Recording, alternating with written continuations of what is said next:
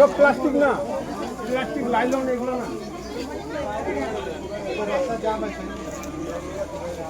কিন্তু রাস্তার দাম থাকতে লাগে না।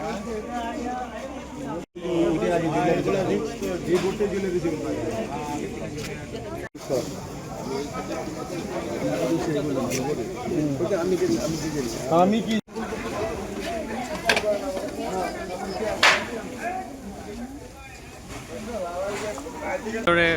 আমি শুই আছিলোঁ, এতিয়া ৰাতি 2:20 বজাত তাত মোক মাতিছে, এনেকৈ এনেকৈ জুই লাগিছে। আহি কেনে চাওঁ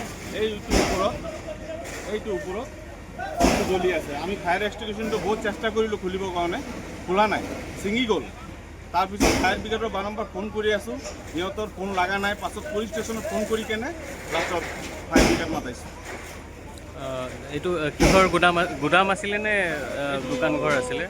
ফেনৰ গুদাম মানে আপোনাৰ হ'লচেল, ইয়াৰ পৰা হ'লচেল হয়, ঘোষ ইণ্ডাষ্ট্ৰি বুলি।